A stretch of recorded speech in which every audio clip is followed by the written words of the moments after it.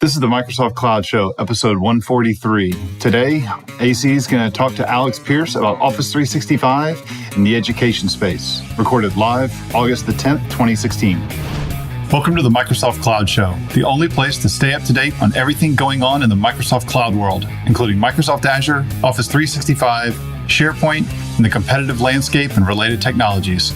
Just the information, no marketing, no BS. I'm Andrew Connell. And I'm Chris Johnson. Send us a tweet, either to the show at MS Cloud Show or to Andrew at Andrew Connell. Or Chris at LoungeFlyZ. As we'd love to connect with you. We're just two dudes telling you how we see it. The Microsoft Cloud Show is sponsored by Valid NL. Valid is a Microsoft Gold partner whose mission is to enable its customers to excel in their business through the innovative use of technology. Valid is always on the lookout for consultants, architects, and engineers. Do you know Azure, Business Intelligence and Analytics, .NET, Office 365, or SharePoint? Look them up on valid.nl. Well, good day, everybody. Yet again, 2 shows in a row. This is AC going solo. So last week we lost CJ due to a work issue that was going on, and I guess you'd call this one as a work issue as well. CJ is down in New Zealand at a conference, and we had scheduled our podcast today with not realizing that he was going to be at the podcast, or we did realize it. We just did a bad job of managing it, and the timing just doesn't work out with how this one's going to work out. The reason why the timing doesn't work out is because we would actually be spanning pretty much the full gamut of time zones across the world to make this one work, because today we got another treat. So last week we had an interview with Kathy Dew. Today we're interviewing Alex Pearce. So Alex, wanted to talk to Alex today about Office 365 in the education space. I know Alex reached out to us. We were talking to him back and forth a couple months ago about doing a show. And frankly, I totally dropped the ball. Thought I had emailed him about scheduling something, and realized that about 2 months later when you're driving and you're thinking about future shows, and it's like, oh my God, I forgot. But hey, let me introduce Alex first. So Alex lives in Birmingham in the United Kingdom. Now you see why the timing is a little different, because it'd be Alex in the UK, me and on the East Coast of the US, and CJ would have been in New Zealand. So we would have had a huge range there of time zones. He runs his own company called BFC Networks, who specializes in Office 365 education, only education. He's a 9-time MVP for SharePoint, Office 365, and now OSS. I think that's me too, which is Office Servers and Services, I think is what it is, or Office something like that. But we're the same. It's not OSS, because some people actually think that's open source. Yeah, exactly. But it is Office Servers and Services, I think, yes. I keep messing it up. I keep going back and forth. I just say Office 365. It's so much easier. There you go. Exactly. So Alex also blogs at alexpearce.tech, www.alexpearce.tech. He speaks at different events, and he just started his own podcast with Alan Richards, another OSS MVP, Office 365 MVP, called MS Edu Podcast, the education podcast, talking about all the news from Microsoft in the education space. So, Alex, welcome to the Microsoft Cloud Show. How are you doing today? I'm good, thank you very much. I'm a bit disappointed CJ is not able to join us as well, but I guess he's probably enjoying his time with the family and a few sheep back down in New Zealand. You took the words right out of my mouth. We couldn't. It was going to be just the 3 of us on the show, but when he went to New Zealand, I told him we couldn't do 4 people. It would have been 3 people and a sheep, and I was like, we just can't do that. So I thought, having heard the podcast that came out the other day, I thought I've got to get the sheep comment back in somehow. Yeah, so you said you just listened to the listener survey one that we did. Yes, that's correct. Yeah, it came out yesterday from my point of view, and I was out walking the dog, so I thought that's when I normally listen to it. It wasn't on your survey, it's an opportunity, but I thought I'll put it down as an exercise, I guess, more than anything else. There you go. Yeah, that was interesting. We had a lot of fun reading through the comments and the feedback from everybody on what people liked and what they didn't like, and when you do something like this, right, you're in the same thing with like a blog, or when you don't have any kind of feedback, or you have very little feedback. So I know you've just started a podcast. The one thing I would strongly recommend to anybody doing a podcast is start an email newsletter right off the bat. That's the biggest regret that we have.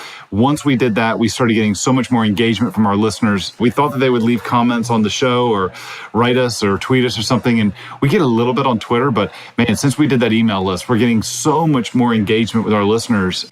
If you're starting a podcast or you're working on a podcast, I definitely recommend having an email list if you don't already have one.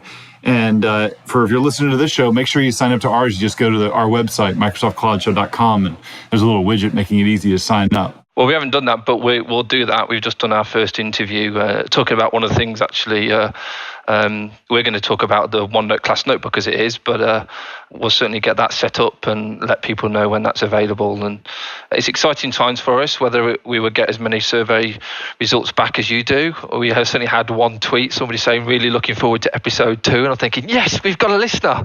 I don't care if it's more than one, but at least we've got one, kind of thing. So it's nice little kind of motivation to keep going in that kind of way. Oh, absolutely. Absolutely. So if people want to check out the podcast, they want to subscribe to it, where would you send them to go learn more about it? Well, we've got the website, so we've got the msedupodcast.com, so you can go there and you can listen to it directly through the browser if you want to, if you're in your office desk or just kind of thing. You don't have to have a podcast necessarily to be able to listen to it, or you can get it on iTunes at the moment. And I was hoping to get a few tips of where else we need to be able to find it for where you guys post yours, which obviously always might help your listeners as well. Oh yeah, it's we find. See, what do we do? I should share you what we do to syndicate the show. We made a bunch of changes recently. Let's see, our listeners probably picked up on a lot of this too. In March or April and May, we had a bunch of work that we did specifically around Twitter, where we use Zapier to not only grab the feeds from a couple of different sites. So things like the Office 365 blogs, the Azure blog, the AWS blog, a couple of places that are really pertinent to the stuff that we do, that we talk about. And when they have a tweet that goes out, we grab that tweet, we replace it, some stuff in that tweet, do some string replacement. So if it mentions Azure, we replace it with @Azure. And then we quote it, we put it on a queue using Buffer, and we send all those tweets out. So it helps kind of get the word out. People see that those sources see that we're talking about their stuff. They turn around. We've seen them actually retweet some of our shows. We saw Mark Rasinovich even retweeted a couple of our shows that we put out there for Azure. He noticed the stuff that we were doing as well that way. But then we also go post all of our shows to the Office 365 and Office Development Reddit subreddits. And we see a bunch of listeners come in from that. So as far as publishing the show, I mean, iTunes definitely, Stitcher, Google Play.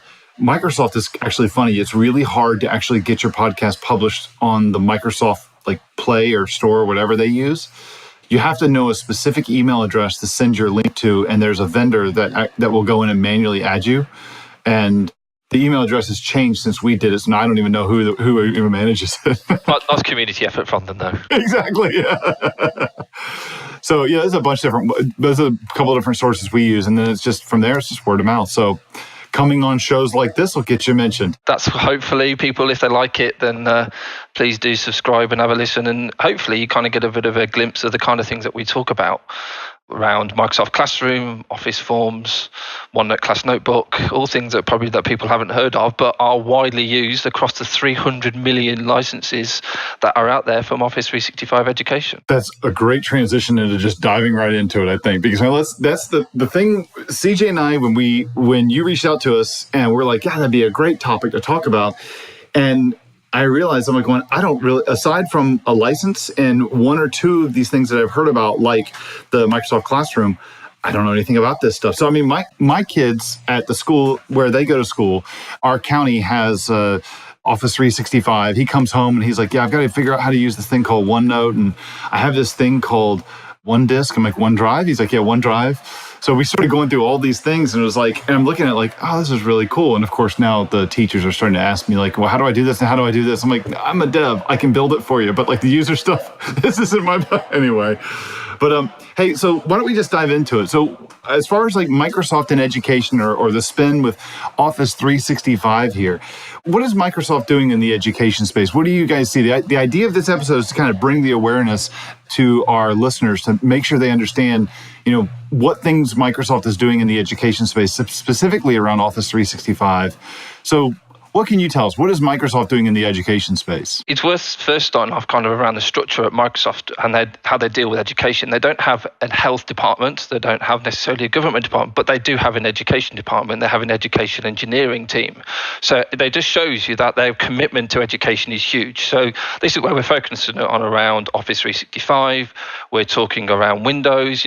They've got a whole dedicated team just specializing in the education And I mean, there's a VP for education, all that kind of stuff. So it shows that they're really committed to this, and they've kind of shifted in the last 5 years to more of this: get them young, they'll want it when they're older, which has kind of very been that Apple kind of thing over the years. So it's great to see. You know what? Office 365 education is free, equivalent to an E3 license, but there's a few other things.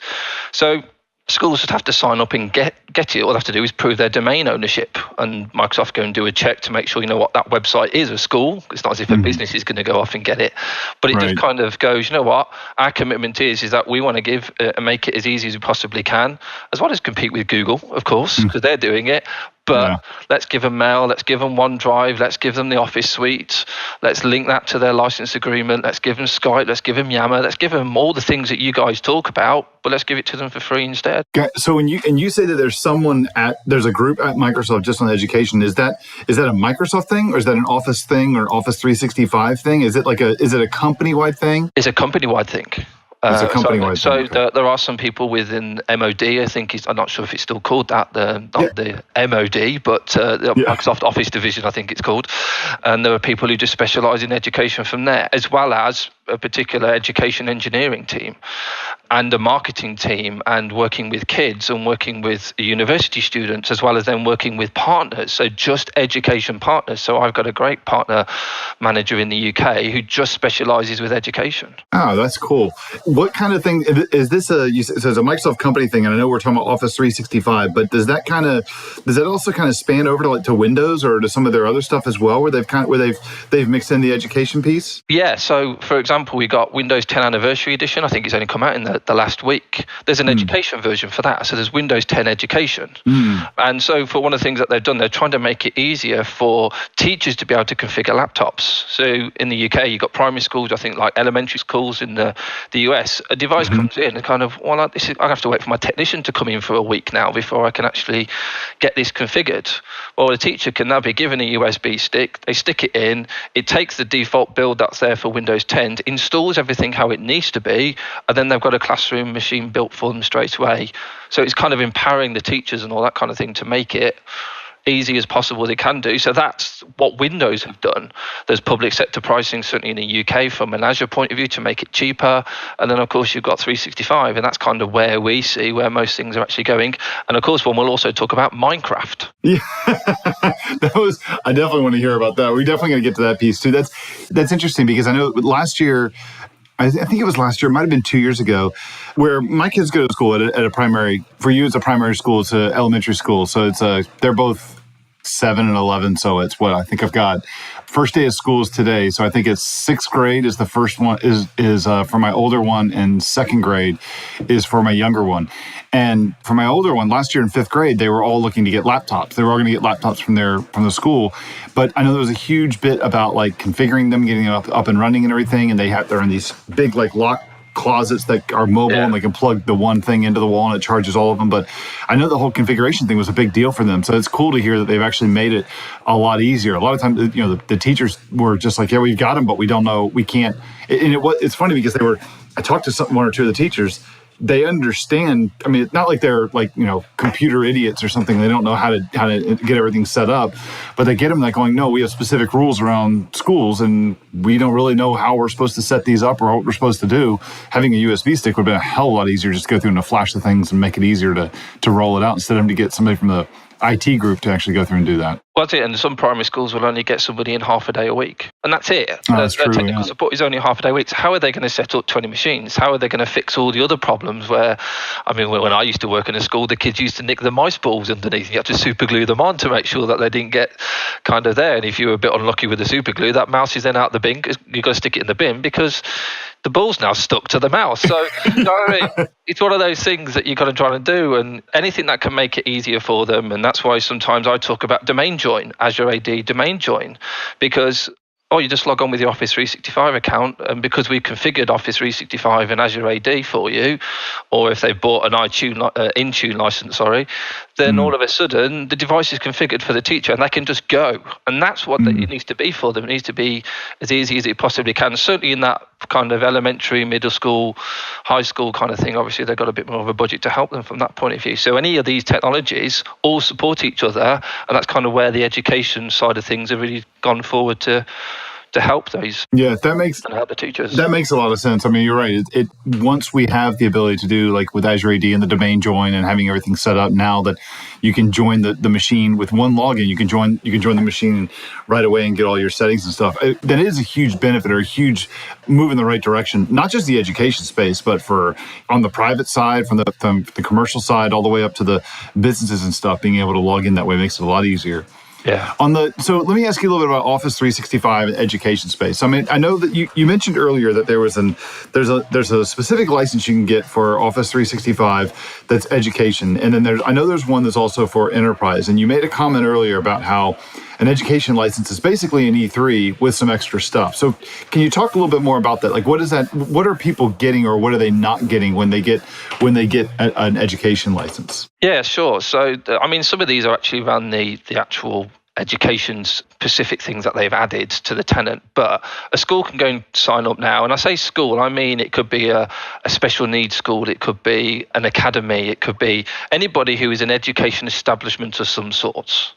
So it quite broad, really, and very open. I think Microsoft are quite open to letting people in education, wherever you're doing education, to be able to do this.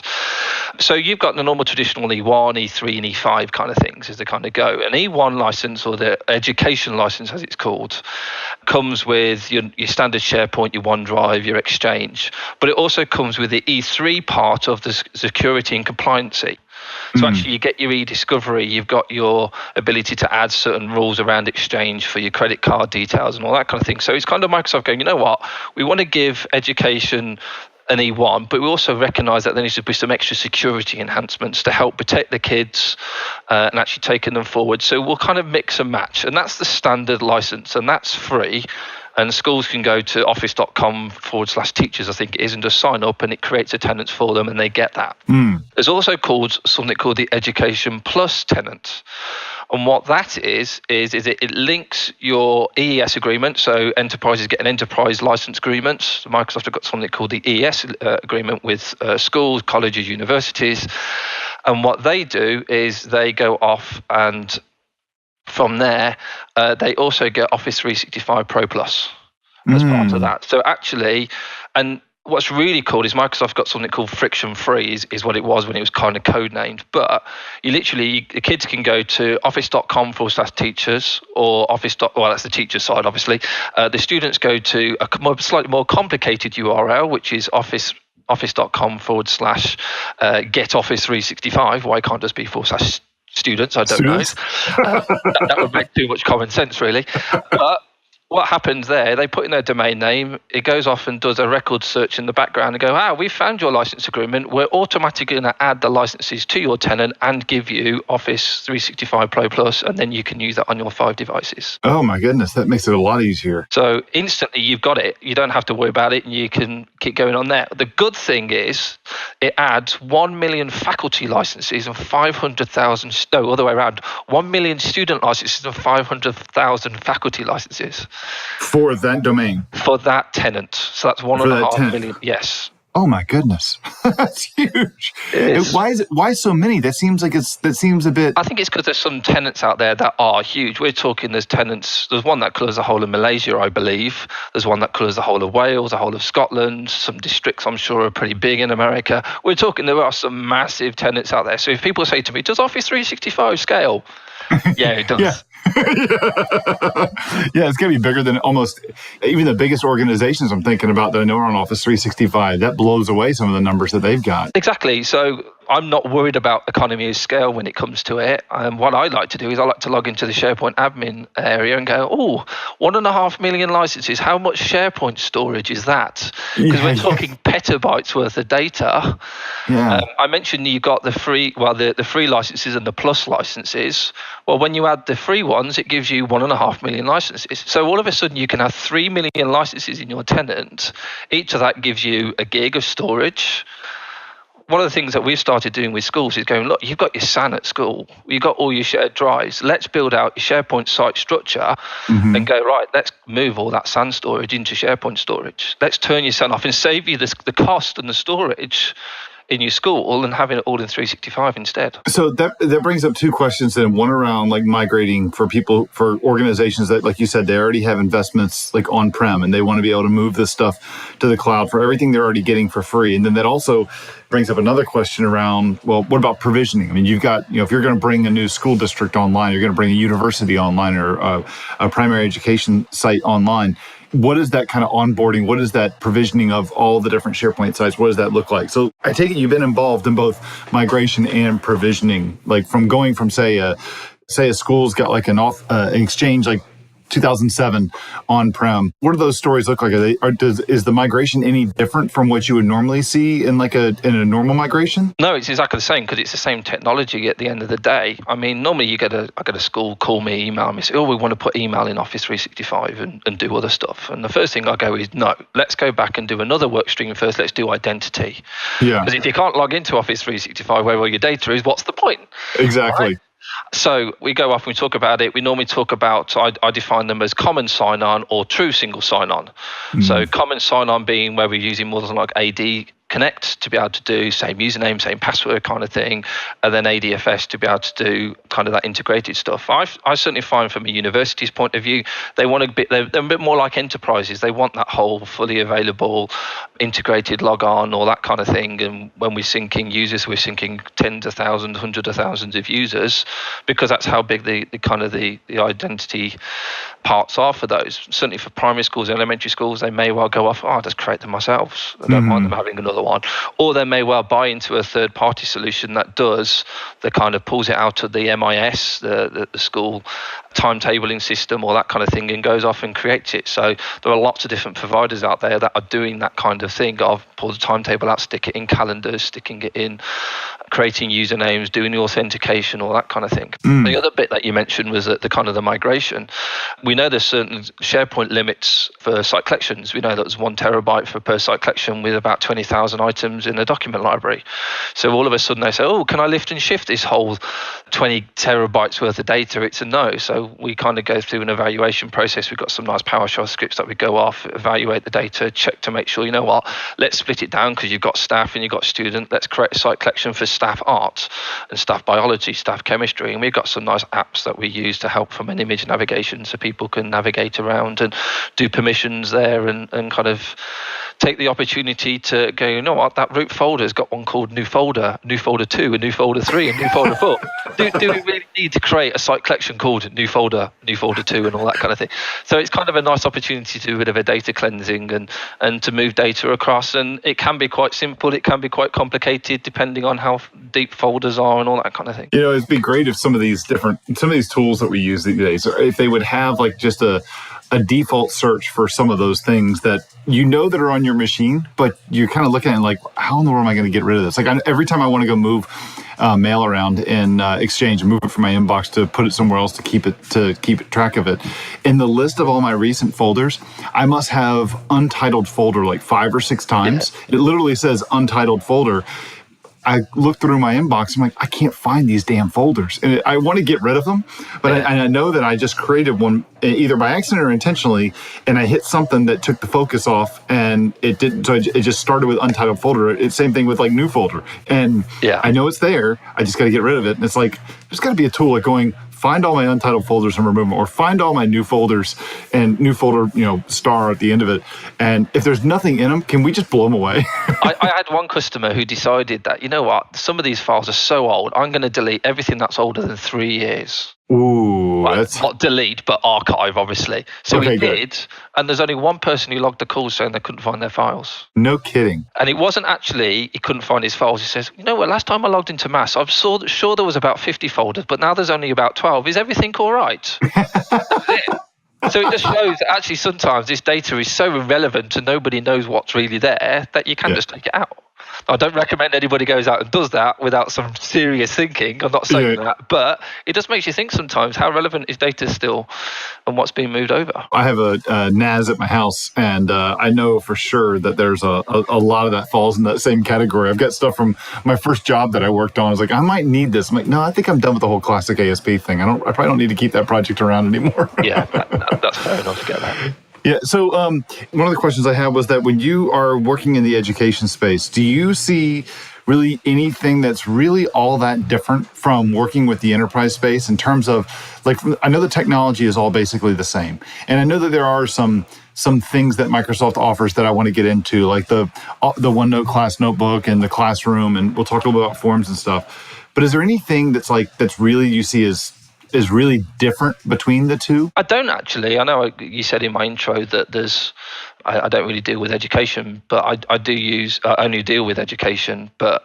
when I've got an enterprise one, and I don't see any differences. I don't feel like there's still the same challenges around provisioning, around data management, security. If anything, security needs to be just as high because we're talking about student data. Something called individual learning plan that's here in the UK is in there, and that talks about maybe what the special individual needs are for the student. So we want to make sure that actually the data is secure, that we want to use integrated right management to make sure that doesn't get accidentally shared out, or if it is sent in an email, it's encrypted, or that kind of thing. So we're kind of using all the same technologies, but just using them in a different kind of way to ensure data sovereignty and data security. That makes sense. All right, so let me talk a little bit here about some of these specific offerings that Microsoft has for education, for schools. So one that comes to mind is the OneNote class notebook. What is this? What can you say about this? So this has been added to the app launcher. So Microsoft have added this to the app launcher, or the waffle, in the top left-hand corner when any teacher logs into Office 365. So it's kind of part of the faculty license, you could say. And what it does, it goes out and builds a OneNote notebook into the teacher's OneDrive and shared with all the students, but also builds it out into a structure. Now, the actual structure and all that kind of thing is the irrelevant part. It's how it's used in the classroom. But let me tell you a bit about the structure first. So what it does, it kind of creates three areas. It creates a collaboration area, a content area, and then an area for each of the students within the class. So one of the great things that I love about the co-authoring with Office Online is that multiple people can use the file at the same time. So one of the ways that we kind of work with some schools with one of our products is that why doesn't a teacher log on to the Word document at the same time as the students using it and see how they're forming words and sentences? Because, spell check is great, but if they're always using the wrong there during their sentence, grammar is going to pick them up. So actually the teacher can see that they're using there in the wrong way and then go and speak to the student and say, actually, this is the different ways that you use there.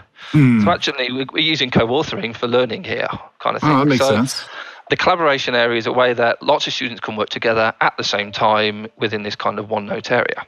So it's more using collaboration more for learning than it is more for being like on the productivity side. So more just a context difference between business and education. Yeah. And then there's a content area, which is where the teacher can post resources and kind of students can just go and view them. And then they've got their individual area. So the teacher might go, you know what, go off and write me an essay on this. And they'll write it into OneNote. And then if you've got a touch device of some sorts, then you can go in with a teacher with a pen on your Surface device or whatever it may well be and circle the bits that you like, highlight, tick them, give audio feedback to the students. If you start thinking about that from a maths equations point of view, it's easy to then write those kind of things. So you've got lots of classrooms, and you may well see them in meeting rooms where you've got these whiteboards. Well, the teacher's actually then drawing all their whiteboard stuff that's on their notebook, going into their OneNote class notebook.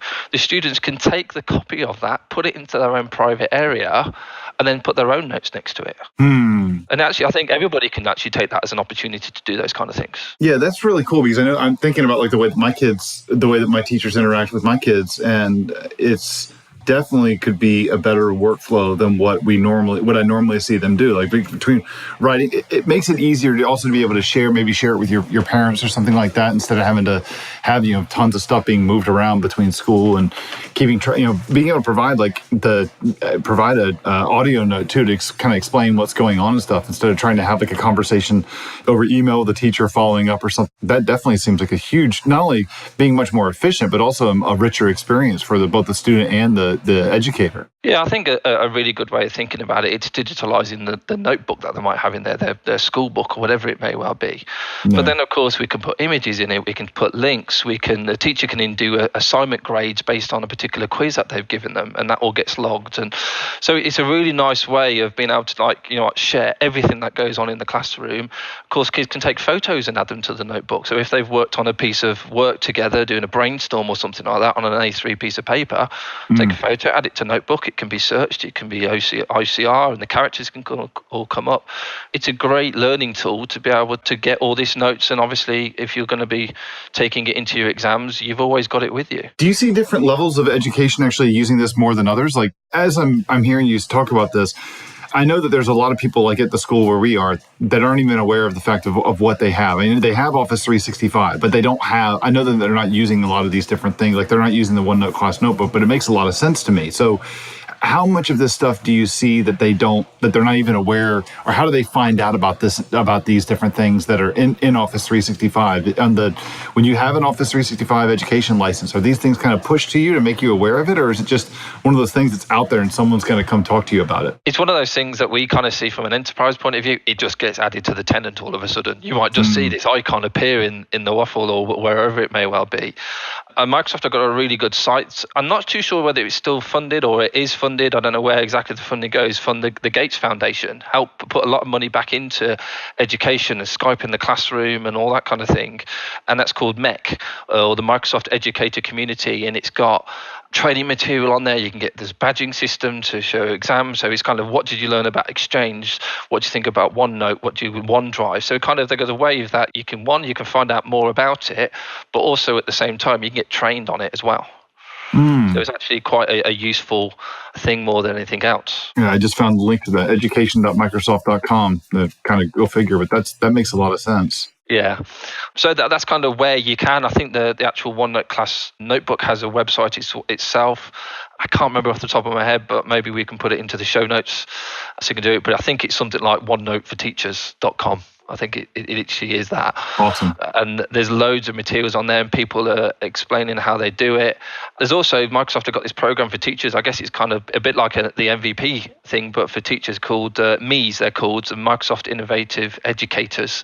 And a lot of those kind of do webcasts around, this is how you can use OneNote, this is how you can use it in the classroom, this is how you can do annotating with work with the students and all that kind of thing. So it's quite nice in that kind of way. As you were talking about that, I found the link. It's OneNoteForTeachers.com. I'll make sure that that's these links to things that we're throwing out here, just like we always do. We'll put these in our show notes, so you'll have them both not only on the site, but in whatever app that you're using to listen to the podcast. They'll be listed in there as well. So, yes, you make sure you'll find them that way. So another thing, too, aside from the OneNote class notebook, you want to talk a little bit about the Microsoft Classroom. What is the Microsoft Classroom? It kind of brings in, I mentioned Google once or twice. So Google have got something, called Google Classroom. So hence why there's now something called Microsoft Classroom. And I think it's a big thing more from a US point of view than necessarily the UK. But there's a big real rivalry kind of going on over the services that Google already offer for the classroom, and Microsoft not kind of just giving you the standard stuff that's out there from an enterprise point of view, which is why I think we've seen this tune of more education tenants having their own kind of almost delivery and roadmap as it is. But Classroom, I have to say, is probably the best application I've seen built on top of Office 365 Groups and the Microsoft API. And I would happily show anybody that. And I think I've done a couple of webinars on it as well, kind of talking about what a group is first. So obviously you've got your conversations, you've got your notebook, your documents, and a few other things. So the first thing is the Classroom has the OneNote class notebook built into the notebook section of a group. So it's stored within the group, but it's a separate web page. So if you go to classroom.microsoft.com, you log in there and it's an assignment-based tool. So I can take a document, I can assign it to my 20 students in the class. They all get their own version of it. It goes into their OneDrive. The teacher can view that work. They can leave comments on it and then give it a final score once the deadline's hit, or if the student said, I want to send it back to this teacher for some kind of review or something like that, they can have internal conversation. So it's a nice little assignment-based tool, very similar to what Google Classroom can do if you're familiar with that. That's cool. Yeah, I saw it, classroom.microsoft.com. Are those webinars you talked about that you've done on Microsoft Classroom, are those public things that people can actually... Yeah, it's on YouTube. I can send you the link if you want and we can get it added. Absolutely, yeah. Yeah, we'll make sure we put those in the show notes. Having additional things. We're not going to do a complete deep dive in this. We can go on for quite a while here, but I want to be able to give people links to this stuff. Actually, a lot of this stuff too. I want to be able to go back to my school. We just did orientation for the first day of school yesterday, and my son's in a computer class for the first time this year, and so I'm curious to kind of share some of these things and see what she thinks or what they actually do about what his teacher thinks about it. One of the things I would encourage anybody, a lot of people who work for large enterprises may get 2 or 3 days of community work. Go down to your local school, give them some hand, get some computers set up for them, get Office 365 set up for them, help them out, training them a little bit on these tools because you know them. So let's help out the younger generation to get hold of these tools and get the classroom going in this kind of way. I tell you, it's interesting you say that too, because one thing that I found as my kids are starting to get deeper into their elementary ed, my son's school is a big user of Edmodo, I think is what it is, which looks very much like a private education version of Facebook. But they have chats on there back and forth with other students. They have chats with their teachers. Their teachers put assignments in there.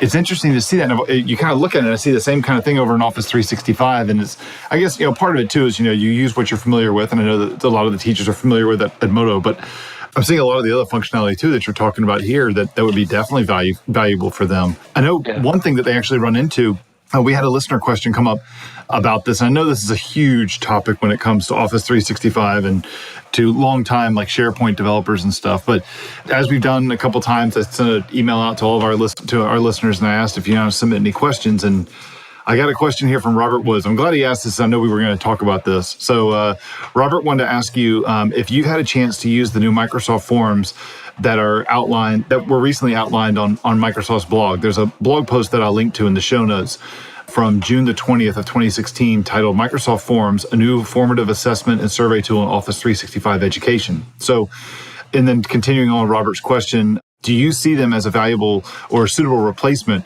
for Infopath? So why don't I get you to weigh in on the whole forms thing too? Everyone else has done it, right? Let's give it a very simple answer of no, it's not a replacement for Infopath. Okay. The reason is because it's just a separate website that's built on the top of Azure AD. That's all it actually is. It's not actually integrated with Office 365 in any kind of way that I can see at this moment in time. So, for example, it's a bit like SurveyMonkey. You go off, you build up your quizzes, it can do answers and give you the answers, and then it spits it all out onto a web page for you, or you can click on Export to Excel and you download an Excel file. So it doesn't even save it to your OneDrive.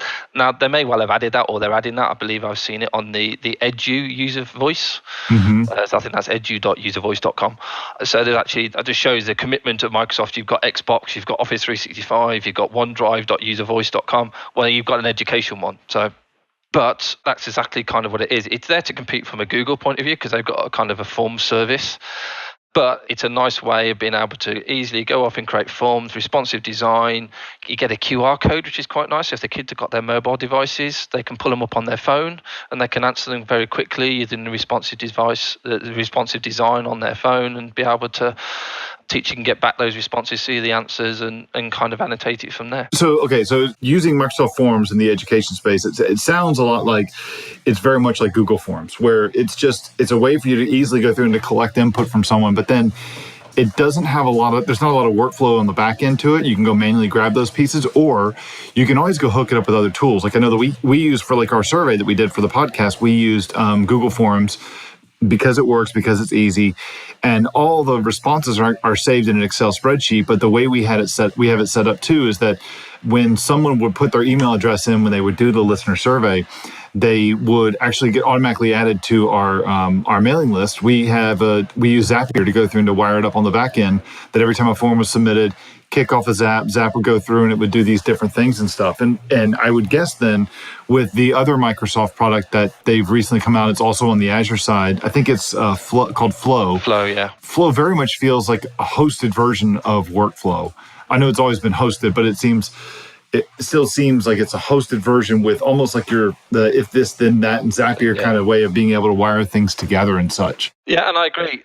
And we can get flow and all that kind of thing in there. But just to say that Forms, it definitely isn't a replacement for Infopath, because it is just a completely separate product that's just built on top of the authentication for Azure AD. And then so they would be, the schools would then be responsible, or whoever's building the form on Microsoft Forms would then have to figure out how that data is going to come back into the school, or how it's going to get back, how it's going to be managed that way. Yeah, so they may well just take it and put it in their own Markbook or into their own Excel, or download that spreadsheet and then copy and paste it wherever they may well need it more than anything else. Gotcha. There isn't that much. There is requests to have it integrated into Classroom, for example. Well, that makes sense because you've got a group, you've got the ability to do assignment. Well, now let's build it so you can build a quiz within your Microsoft Classroom, and it just goes to those 20 kids that you've got within it. Gotcha. Gotcha. Let me ask you this then. So you've mentioned the term a couple times. I guess I just did as well. But how do you see like Microsoft's education offering, specifically with Office 365, standing up against like what Google does around the same space, around education space? Do you see them as kind of, they're basically on par with each other? Do you see one kind of being more suited to the, I know you focus a lot on the Microsoft side, but I mean, I'm sure you've run into the Google offering a few times. Yeah, well, of course, we got to go off and do Google Compete sometimes and explain kind of, this is what Microsoft are doing. And that's kind of where the conversation is. This is what Microsoft are doing, not necessarily this is what you get from Office 365. So actually make it more of Google versus Microsoft. And from my point of view, it's going, you know what, you're going to get Windows. You get the ability to set up Windows easily now on a 3-click process like we've already talked about. We've also got, you can build your VMs in the cloud and you can do a domain join. So all of a sudden you don't need any servers now on-prem. You can have all your devices and the kids can join Azure AD. We still haven't talked about 365 yet. Yeah. So actually, there's so much more of a story that's there available for students more than anything else, then actually why consider too much in that kind of way? It definitely makes it easier. I mean, it's going to bring costs down for schools and such, but it's also to be able to do this, be able to have more of the stuff moving to the cloud and making it where you don't have to have an IT group that's going to be managing all this stuff for you on-prem and all the infrastructure and the hardware and stuff. I mean, let's face it, unfortunately, in a lot of countries, at least in my country, education does not get the kind of funding that it should get. I shouldn't say probably, that in my opinion, it doesn't get the funding that it should get. It always seems that's where that's where governments like to cut stuff. So any ways that we can make things more efficient, cheaper, but also be able to provide more services and stuff that makes it a lot about. So what about, like, you mentioned something about Office 365 Groups Plc. What exactly is that? So this is a feature that I'm surprised to see, and you guys may well be surprised. When it basically what it does, it builds an Office 365 group and builds OneNote into a particular structure within that 365 group. So it kind of helps with CPD, and the idea is that teachers can work collaboratively together in that notebook. That's the idea of it. But when you go into your Outlook, you click on Create Group, you're then given a selection of templates that you can select groups from. Where's that? Well, hang on a minute. We can select groups. We can actually have group templates. Is that a feature that we're going to see from an enterprise point of view, that I as a business can say, I've got now these 5 different Office 365 group templates that I can go off, and it goes and provisions document folders within document library, something within the notebook, add connectors? I don't know. It's just, I thought, you know what, it'd be worth bringing it up to say sometimes you see things in other products and other areas that you don't know even exist that are in the product. So that's only something that we see in the education space. We don't see that in the enterprise licenses. Is that what you're saying? I've not seen it anywhere else other than the education. So that's only in US tenants at the moment, but I'm sure it'll be worldwide everywhere else from an education point of view. But it's like, well, hello a minute, where's that feature? Where can I build my templates? I'd love to be able to go off and build templates in that kind of way. Yeah. But that's what we can do with the API, I guess, from the Microsoft Graph API to be able to go off and do that kind of thing. Gotcha. So I know another question that I've got. I mean, my kids would love to hear this. So I have to be honest, I'll get them to listen to this episode. They may fast forward right up to this point of the interview here. But Minecraft. So when Microsoft put the purchase out for Minecraft many years ago, or not many years ago, just a couple years ago, and one of the things that they had when they actually brought this up, they said something along the lines of that it made a lot of sense in the education space. What do you know about that? Because to me, I looked at it and I was like going, okay, I get the whole like spatial awareness and blocks, but education? Yeah. Well, the thing is, it's being used in the classroom. It's been used in the classroom for years now as a way of being able to get students to learn those kind of things that you just talked about. I mean, we talk about, you know what, we need to get kids nowadays to learn more about coding. Logical steps on that's actually required. And this is kind of where you see it from an augmented reality point of view now. Kids love augmented reality because it kind of gets them gripped into something that is very different. So I think we'll see kind of what happens a lot with Minecraft, but there is a special edition coming out called Minecraft Education, surprisingly. And you're going to be able to log in with your Office 365 education accounts into Minecraft. Really? So you can download, So you can download the client. Some of the criticism is that maybe it only works with Windows 10, but maybe we'll see some updates that will come so it works, but it's going to come as an app, so it will be in the Windows App Store. You can download, you type in your username and password, and you can log into a Minecraft environment. So I know that I've seen things where Minecraft is being used in the education piece. A year or two ago, I got my son there's a Kickstarter called Kano. I know it was based out of the UK, where they took a Raspberry Pi and they put 2 or 3 other pieces together, and they made it very easy to stand up your own little computer. All you need is a power source and a plug, an internet connection, and a HDMI port to go right into a monitor. But the stuff with like with Kano, you can actually take it's got Minecraft built into it, and they can actually take Minecraft and do things like it helps them like go through in a program, do a little bit of programming stuff with Minecraft to actually change the way it works and stuff. But it's done in an education kind of way, kind of a learning kind of a way. So it's an interesting kind of like taking a game and making it to where they can control things like that. It's really cool to see where they're going to go with this, but I'm really curious to see. I know my kids are really interested to see where they go with it. Yeah, I think if anything, they'll be disappointed when they first get their hands on it. But I think we'll see in the next 12 months education stuff that's going to go into it. It may well be they build a curriculum that's based in Minecraft. You go in and you're learning about the whole maths, I forgot what it's called now, maths, engineering, sciences and all that kind of thing inside Minecraft. Well, what a great way of engaging students to learn more stuff. Awesome. That's cool. That's a good idea. Definitely a good idea. Maybe something I can come back on and talk a bit more about when we know a bit more about what they're going to do with it. Absolutely. We definitely should do that. Actually, and let me ask you, so we've gone through a bunch of different stuff here, talked about a bunch of different things from the OneNote class notebook, from the Microsoft Classroom, forums, Minecraft. Is there anything here that you think that our listeners should be aware of that you want to share with them on the education, as far as Office 365 and education, aside from definitely going to your podcast to learning more and getting more deep dives on what you guys are going to be going into? I think we mentioned 1 or 2 of them, and I think if you're parents out there or anything really, just kind of going, you know what, if you're going to buy a device for the kids, maybe buy one that has a pen.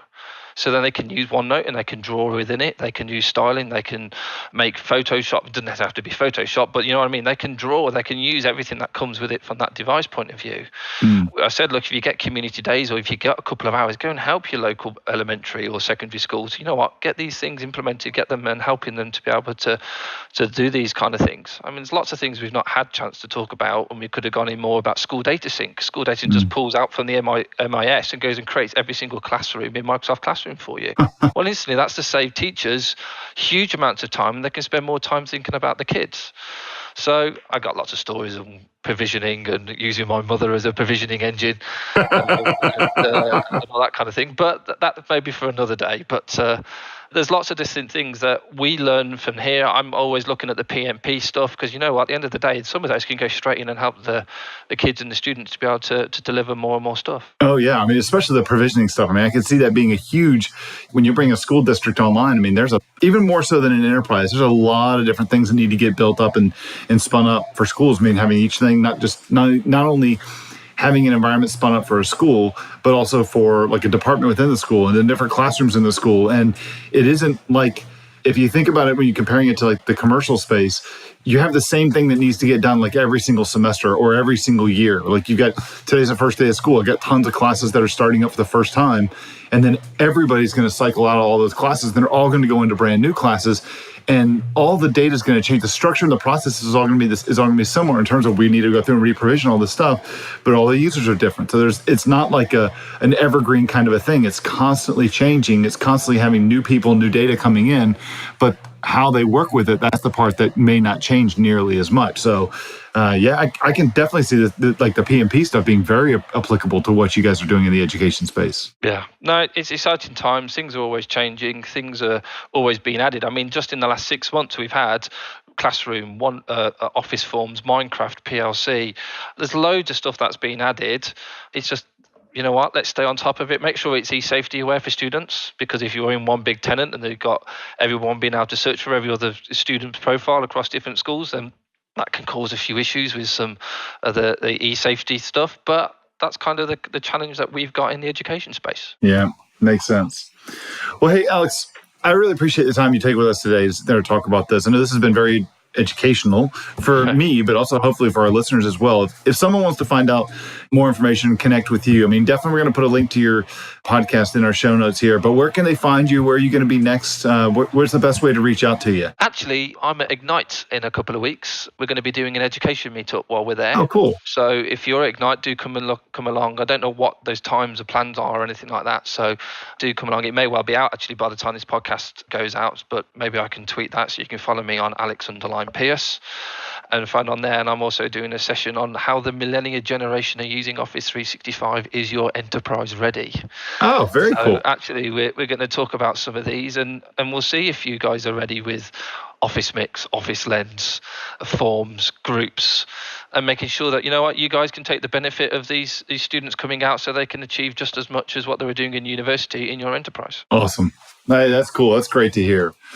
Well, Alex, hey, thanks a lot for coming on the show today. And I'll definitely make sure we have all those links that we've talked about today and how to get in touch with you, links to your podcast, and also to you on Twitter and everything up on our show. And like you said, if there's anything that comes up, any of the links you want to share with me that I want to put out there, like, link to your session at Ignite, link to the Meetup, if you've got a link to where you can actually send them to or something, make sure you get that stuff to me, and I'll make sure that our listeners get a hold of it. Nice one. Thank you very much. Awesome. Thanks, Alex.